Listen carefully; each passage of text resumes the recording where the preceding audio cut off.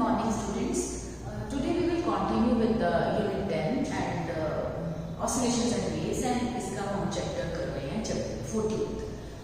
We are discussing about oscillations. Oscillations में आज हम बात करेंगे simple pendulum की जो oscillations हैं उनका हम time period निकालेंगे. इसी तरह एक loaded spring है उसकी जो oscillations produce होती हैं उसका हम टाइम पीरियड निकालेंगे. ये सिंपल पेंडुलम है और ये लोडेड स्प्रिंग है. These are the examples of the bodies which are executing simple harmonic motion. Before we start with simple pendulum, सबसे पहले हम बात करेंगे force law for simple harmonic motion. ये हम आगे भी कर चुके हैं. Just to revise before we start with the simple pendulum, before we start with the deriving the expression for the time period and frequency in case of a simple pendulum, let us discuss force law for simple harmonic motion. इसके लिए what we will do, we will consider a body of mass m which is executing simple harmonic motion, and let us say O is the mean position. O is the equilibrium position. O is the mean position. Now when this body is displaced from its mean position, let us say it is displaced from its mean position at any instant of time, it reaches a point P. C and D are extreme position on either side of the mean position. ठीक है? C and D are extreme positions on the either side of the mean position. This is the distance from this point P from the mean position is displacement. ये चीजें हम पहले भी कर चुके हैं. Force, now when the body is displaced from the mean position, a restoring force comes into play. A restoring force comes into play which tries to bring the body back to its mean position. ये restoring force जो होती है बेटा, ये जैसे मैंने simple pendulum का हमने कॉमन एग्जांपल हमेशा मैंने कितनी बार लिया पिछले लेक्चर्स में, और उसमें मैंने बताया था कि वेट ऑफ द जो bob of the simple pendulum है that provides the restoring force. इसी तरह हर केस में अलग अलग है. जैसे स्प्रिंग के केस में elasticity, nature of elasticity that provides the restoring force. इसी तरह restoring force can B electrical in nature. तो डिपेंड करता है कि what provides the restoring force. And this restoring force, as we have already discussed in the previous lectures, it is directly proportional to displacement, or it is written as F is equal to minus Ky. Now this K is a force constant. This is force constant. And this negative sign shows that restoring force is always directed towards the mean position. It is towards the mean position. Fine. And this is force. K can be written as, अगर हम K को define करें force constant को, this is force per unit displacement. Restoring force per unit displacement gives you the force constant. तो इसको हम बोलते हैं फोर्स लॉ. अब वो टाइम पीरियड कैसे निकालते हैं? हमें पता है कि F is equal to mass into acceleration. Clear? अब एक्सेलरेशन हमें पता है m we can write as such, and a is minus omega square y. ये हमने किया हुआ है. a is directly proportional to displacement. a is equal to minus omega square y.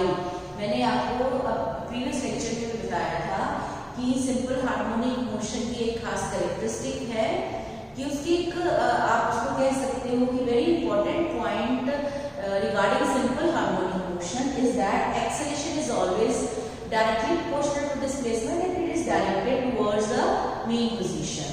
Then we have this minus m omega square y here, f. Now if you compare these two, if you compare this and this, you get k is equal to m omega square. Now we can write k is omega square is equal to k upon m. Omega is equal to root k upon m. Root k upon m. This can be written as, अगर आप इसको time के उसमें लिखो in terms of, it will be 2 pi upon T. तो आपके पास आ जाएगा t is equal to 2 pi m upon k. और इसको हम बोलते हैं 2 पाई, जो m है हमारा, इसको हम कहते हैं इनर्शिया फैक्टर, और जो k है इसको हम बच्चे बोलते हैं स्प्रिंग फैक्टर. इसको हम बोलते हैं स्प्रिंग फैक्टर. अच्छा, ये जो इनर्शिया फैक्टर है, स्प्रिंग फैक्टर है, डिपेंड करता है कि आप कौन सी एग्जांपल कंसीडर कर रहे हो, आप कौन सी बॉडी कंसीडर कर रहे हो which is executing simple harmonic motion. जैसे अगर लीनियर सिंपल हार्मोनिक मोशन की बात करें, as in case of loaded spring, उसमें जो इनर्शिया फैक्टर है, it is mass measures the inertia factor. And अगर हम एंगुलर सिंपल हार्मोनिक मोशन करें, as in case of this simple pendulum, उस केस में जो इनर्शिया फैक्टर है वो मोमेंट ऑफ इनर्शिया है. मोमेंट ऑफ इनर्शिया है. Okay, fine. तो हम इसको कैसे एक्सप्लेन करेंगे, एग्जांपल्स हम कैसे इसको यूज कैसे करेंगे. ये फोर्स लॉ जो है, ये फोर्स लॉ हम यूज करेंगे. इसका जो हमने टाइम पीरियड निकालना है, ये वाला एक्सप्रेशन निकाला है, इसको हम यूज करते हैं to calculate the time period and frequency in case of simple pendulum and in case of loaded spring. Let's start with the simple pendulum. हम पहले बात करेंगे सिंपल पेंडुलम की. सिंपल पेंडुलम, जैसे मैंने कहा, it is a very common example of a body which is executing simple harmonic motion. It is a very common example of a body which is executing simple harmonic motion. Simple pendulum में I can draw the diagram. जैसे हमेशा हमने ये वाली diagram draw करी है. और simple pendulum आप 9th में भी, जैसे मैंने बताया था, आप पढ़ते आए हो कि सिंपल पेंडुलम होता क्या है. It is a point mass, it is a point mass which is attached to a flexible and inextensible weightless string. तो आइडियल उसमें तो आपके पास इस तरह का कुछ नहीं हो सकता.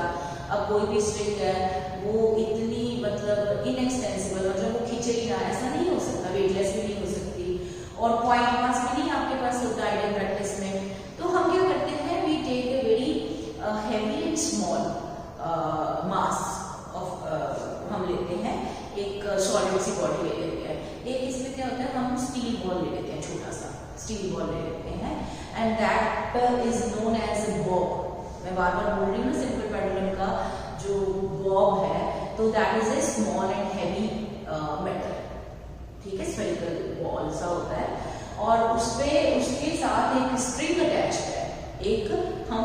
एक स्ट्रिंग सी थ्रेड सा होता है, वो अटैच करके उसको एक रिजिड स्पोर्ट के साथ लगा देते हैं. ये जो पॉइंट होता है ना, जिसके साथ कनेक्ट करते हैं, उसको हम कहते हैं पॉइंट ऑफ सस्पेंशन. एंड ये जो सेंटर होता है, इसको बोलते हैं पॉइंट ऑफ ऑसिलेशन. और ये जो लेंथ होती है point of suspension and point of oscillation के बीच में, उसको हम बोलते हैं effective length of the simple pendulum. Let us say that is L, effective length of the simple pendulum. ये इसका मीन पोजीशन है. Now this is mean position. अब इसके बॉब को we displaced this body, we displaced this simple pendulum from its mean position to this side, to this side. Late us से eight point P, और ये जो है हमारा Y. फिर इसके बाद it reaches to extreme position and weight W is acting downward. अब ये जो वेट है, it provides the restoring force. मैंने बताया था ना कि restoring force can be due to gravity, तो ये इस केस में ड्यू टू ग्रेविटी है, इस केस में ड्यू टू ग्रेविटी है. And this is weight is providing the restoring force which tries to bring the body back to its mean position. ठीक है. अब क्योंकि मोशन जो है वो इस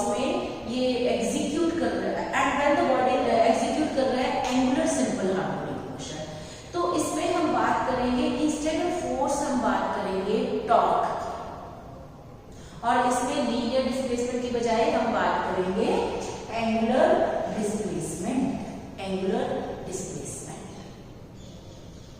अब इसमें क्या है, ये जो वेट है बॉडी का, ये it can be resolve into two components. Late us से दिस एंगल इज थीटा, ये जो एंगल है ये आपका थीटा है, करेक्ट। अब M G cos theta, M G sine, ये है टेंशन इन द स्ट्रिंग, एकदम स्ट्रेच्ड है स्ट्रिंग, ये है tension in the string. mg can be, weight is acting vertically downward, which is providing the restoring force, right? This is provided.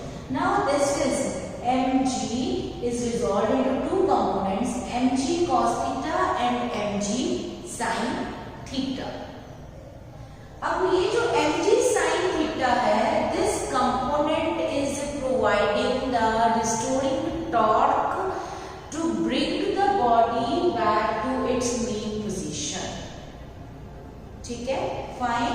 तो आपके पास जो torque है वो क्या आ गया, mg sin theta force into perpendicular distance, ये force into perpendicular distance L, length of the pendulum act as the perpendicular distance L. Negative sign shows that restoring torque is towards the mean position. It is trying to bring the body back to its mean position. Clear? Fine. अच्छा, अब ये देखो, जब हम इसको displace कर देते हैं and then it is left to itself. मान लीजिए आपने सिंपल पेंडुलम लिया जो एक बॉब है और उसको हमने एक थ्रेड के साथ, एक रिजिड सपोर्ट के साथ टाई किया हुआ है, बांधा अटैच किया हुआ है, और उसके बाद उसको हम मीन पोजीशन से डिस्प्लेस कर देते हैं, then left to itself, when then it will start executing simple harmonic motion. It will start oscillating, और जो oscillations है, वो जो motion है, वो simple harmonic motion है। Clear? अब tau is equal to minus mg sin theta into L. If theta is small, then sin theta can be approximately taken as equal to theta, so that tau is equal to minus mg theta L, or you can write as mg L into theta. Theta is angular displacement, you can say. अब जैसे हमारे पास force law है F is equal to minus K Y, अगर हमारे पास ये जो angular simple harmonic motion है, तो हम लिख सकते हैं F की जगह torque minus k, linear displacement की जगह हमारे पास आ जाएगा थीटा। तो आपके पास tau is equal to minus k theta. अगर इन दोनों इक्वेशंस को कंपेयर करेंगे तो आपके पास आ जाएगा K is equal to mgl, K is equal to mgl, right. अब हमारे पास let us find now this time period, T is equal to 2 pi m inertia factor.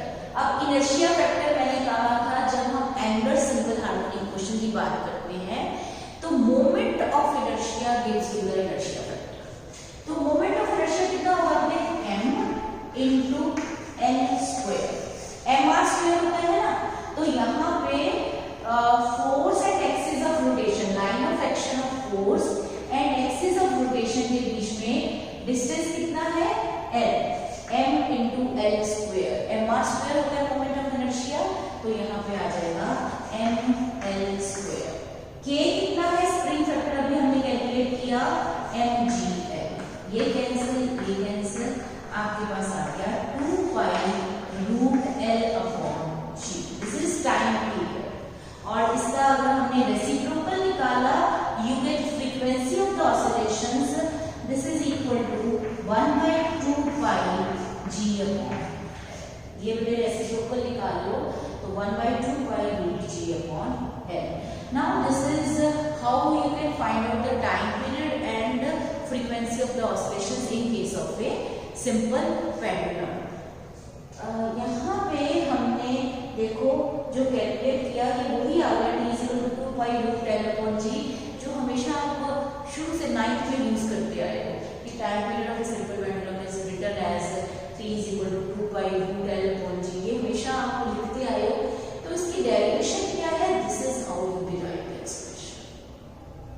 This is how you derive. You can see the time period of a simple pendulum does not depend upon the mass of the ball of the simple pendulum. It depends upon the length. ये जो effective length है, effective length मैंने क्या बताया था आपको? Point length between point of oscillation and point of suspension. तो time period किसके ऊपर डिपेंड करता है? लेंथ के ऊपर and acceleration due to gravity के ऊपर. Is it clear? राइट. इसके बाद नेक्स्ट हम बात करते हैं oscillations of a spring. Now I am going to learn this. This is one expression we are going to use always, that is this. T = 2 pi root m/k. 2 pi root inertia factor upon spring factor. ठीक है. अब हमारा आता है vibration. मैं ये ऊपर लिख देती हूँ T = because this expression is always used. Inertia factor, spring factor.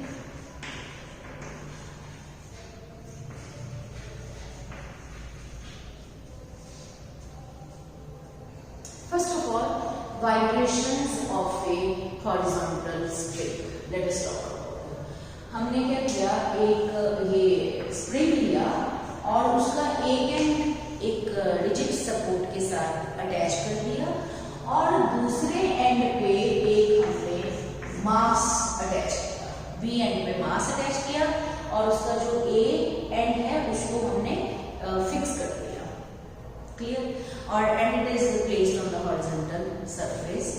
अब क्या होगा, when the body is, this is the mean position. This is the mean position. Let us say body is displaced from the mean position. Let us say body is displaced from the mean position.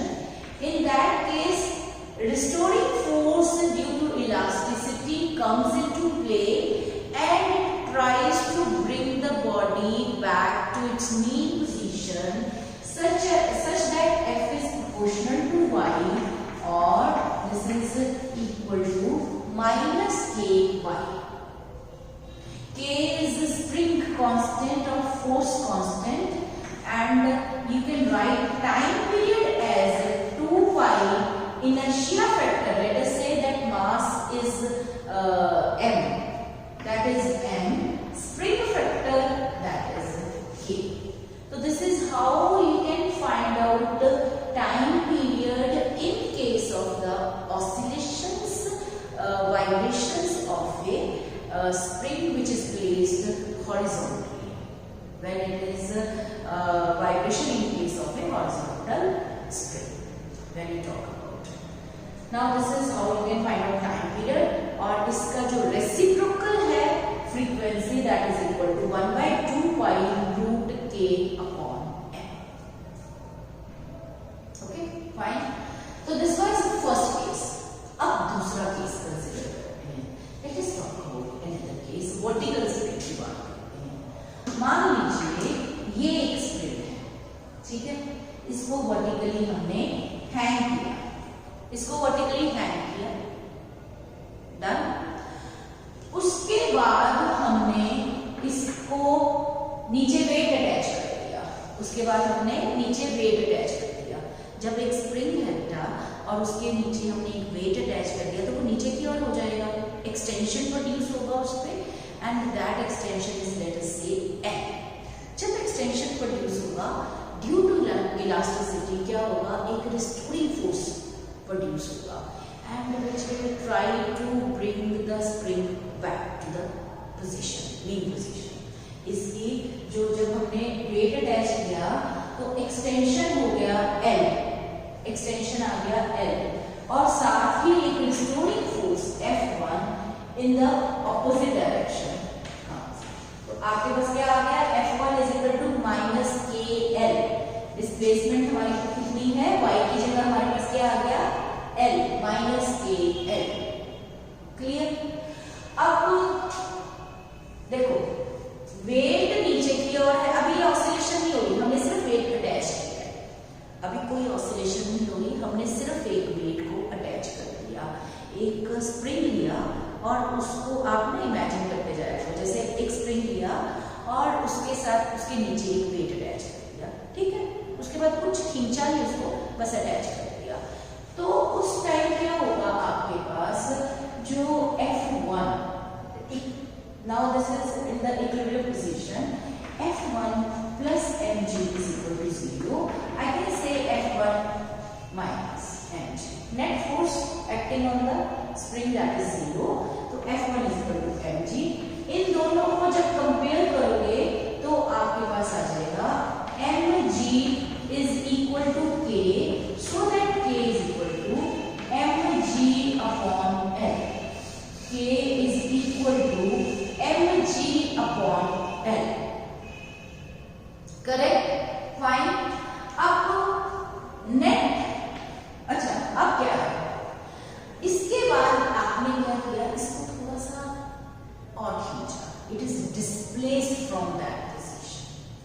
जब हमने उसको उसकी position से जब hang किया हुआ है और उसको नीचे खींच दिया हो, तो आपको पता क्या होगा, और उसके बाद छोड़ दो तो क्या होगा, it will move up and down, it will start moving up and down, it will start its oscillation, and these oscillations are simple harmonic motion. Body is set to execute simple harmonic motion. इसकी जो characteristics हैं वो वही हैं जो SHM की है। simple harmonic का short form होता है SHM। तो अब क्या है, restoring force, let us say F2 is the restoring force। और अब जो डिस्प्लेसमेंट हुई है, ये पहले L भी थोड़ा सा और खींच लिया, डिस्प्लेसमेंट y, ये आ गया आपके पास minus KL plus y। Net restoring force, net restoring force that is equal to F2 minus F1 is equal to F is equal to minus KL plus y minus KL। तो इसको जब आप करोगे तो ये आ गया माइनस K। दिस इज, अब यहाँ पे वैल्यूज पुट करेंगे, T is equal to 2 pi m, ये आ गया mg upon L। तो आपके पास आ गया 2 pi L upon G. L is the extension produced in the spring. So time period we calculated again, it comes out to be 2 pi root L upon G. And these are the this is the time period in case of oscillations of a loaded spring. Frequency हम इसका reciprocal लेंगे तो you will be getting the frequency. This is how you get the expression for the time period and frequency in case of a vertical spring. Done? ठीक है। अब इसके बाद आता है, now we come to the next article। ये आपने सारा लिख के देखना, बिना लिखे तो आपको नहीं आएगा। जब तक आप लिखोगे नहीं, आप पढ़ के सिर्फ लेक्चर देख के वीडियो नहीं समझ में आएगा। You have to write all the expressions. Clear? अब इसके बाद आता है हमारा नेक्स्ट आर्टिकल। अब हम बात करेंगे, अगर हमने कॉम्बिनेशन लिया, स्प्रिंग्स का कॉम्बिनेशन लिया, अब हम बात करेंगे loaded spring oscillations of A loaded spring combinations. हमने दो स्प्रिंग्स को सीरीज में ले लिया, हमने दो स्प्रिंग्स को सीरीज में ले लिया, एक का एक का स्प्रिंग कांस्टेंट K2 है। In this case we have and let us say एक वेट जो है दोनों में कॉमन हमने अटैच कर दिया which is acting vertically downward, that is mg। तो आपके पास कितना आ गया, F1 जो रिस्टोरिंग फोर्स है for this one spring it is equal to minus K1y, क्योंकि डिस्प्लेसमेंट सेम है। अब इसका restoring force due to the second spring is minus K2y। अब हमारे पास टोटल रिस्टोरिंग फोर्स कितनी आ गई, F1 plus F2, this is minus K1 plus K2 into y F। अब अगर हम कॉमन ले लें K, कॉम्बिनेशन का कॉमन जो है वैल्यू K ले लें इसका टोटल, तो ये आ गया F is equal to minus K1 force law. तो आपके पास K कितना आ गया, K1 plus K2। Time period is given by 2 pi m upon K है ना स्प्रिंग फैक्टर, K की जगह हमारे पास कितना हमने कैलकुलेट किया है, K1 plus K2। If K1 is equal to K2 is equal to K, मान लीजिए जो हमारी वैल्यू है K1 is equal to K2 is equal to K की वैल्यू है, तो आपके पास क्या आ जाएगा 2 पाई, ये कैपिटल K मान लीजिए, दिस इज कैपिटल K और ये है हमारा स्मॉल k, तो ये आ जाएगा K1 plus K2 is equal to 2K m upon 2K। and frequency when you consider reciprocal of time period, that will give you the frequency of the oscillations of a this loaded spring combination when the two springs are like this, are in parallel combination। clear, fine। अब इसके बाद आता है let us say when the springs are in the series combination K1 and then there is another spring having the spring constant K2 और उसके बाद हमने एक वेट अटैच किया है।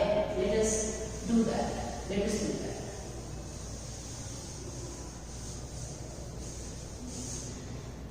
when two springs are connected in series and then the weight is attached, in that case restoring force same होगा, लेकिन जो डिस्प्लेसमेंट है इसकी अलग होगी, इसकी अलग होगी। जब हम इस तरह अटैच करेंगे ना तो इन दोनों की डिस्प्लेसमेंट अलग होगी, रिस्टोरिंग फोर्स सेम है, ठीक है। तो हमारे पास F कितना आ गया, माइनस K1 y1, F कितना आ गया, माइनस K2 y2, क्योंकि रिस्टोरिंग फोर्स सेम है। And here using this expression F is equal to minus K1 force law। अब इस इक्वेशन में से from first from second हम y1 निकालेंगे, this is equal to minus F upon K1, y2 निकाल लीजिए minus F upon K2। Total displacement कितना आया, y is equal to y1 plus y2 minus F upon K1 minus F upon K2।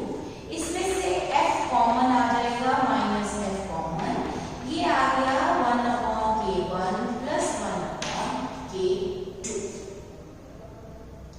इसको हम लिख सकते हैं माइनस F, ये आ गया K1 plus K2 upon K1 K2।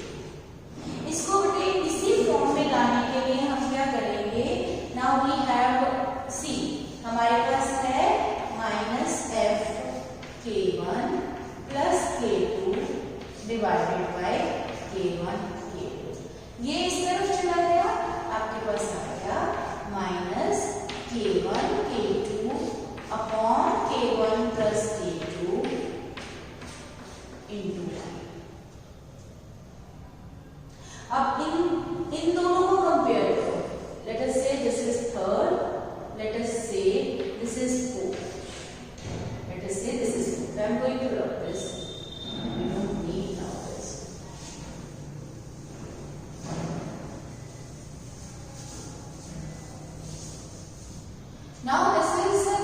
अगर आप थर्ड एंड फोर्थ को कंपेयर करोगे तो आपके पास k की वैल्यू क्या आ जाएगी? 1. This is k1 k2 k1 plus k2. अब t इज इक्वल टू क्या है? 2 pi inertia factor and spring factor. 2 pi inertia factor क्या है? m. स्प्रिंग फैक्टर हमारे पास क्या है? k1 k2, ये आ गया आपका k1 plus k2. This is time period. This is how you can find out the time period in case of a spring which is in series combination. Okay, आप इसको वो भी कर सकते हो. You can also have k1 is equal to k2 is equal to k. Values put कर दीजिए, आपके पास आ जाएगा mk square divided by k square. Sorry 2k into k square. ये कैंसिल तो आपके पास आ जाएगा 2 pi m 2m upon k. This is time period. This is time period of a simple this is time period of a loaded spring combinations when the springs are in series. 2 springs are in series and one weight is attached here, weight of mass m is attached here. Then in that case time period comes out to be 2 pi root 2m upon k. Here we have considered that both have the same spring constants. In that case we will be getting this. Frequency will be 1 by 2 pi root k upon 2m. Okay. एक और इसका case आता है, third case आता है कि अगर मास को बीच में अटैच कर दिया दो स्प्रिंग्स के. I am going to rub this, ये नोट कर लीजिएगा, प्रैक्टिस करना है आपने. अगर हमने वेट को, ये जो मास है ना, इसको बीच में अटैच किया, it is attached in between. In that case क्या होगा? जब इसको अटैच किया तो ये जो है ये नीचे की ओर आ जाएगा. लेट अस से डिस्प्लेस हो गया y, और इधर से ये कंप्रेस हो गया, y. अब इस केस में भी रिस्टोरिंग फोर्स ऊपर की ओर है, इस केस में भी रिस्टोरिंग फोर्स ऊपर की ओर है.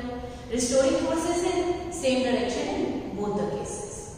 एक में एक्सटेंशन हो रहा है, एक में कंप्रेशन हो रहा है, but restoring force is in the same direction. आपके पास क्या आ जाता है? F1 is equal to minus K1y, F2 is equal to minus K2y. Total जो आपके पास आता है, this is minus K1 plus K2 into y. T is equal to 2 pi. This can be compared with this. You have m upon K1. आगे के सब cases तो है ही है. अगर K1 is equal to K2 ले लोगे तो ये आ जाएगा 2 pi m upon 2k. तो this was these were the expressions of time period frequency in case of the loaded spring which was executing simple harmonic motion. Okay, so this was all about today's discussion. अच्छे से practice कीजिए, लिख के करना है. ये सारी calculations आपको लिख के देखनी है. ठीक है.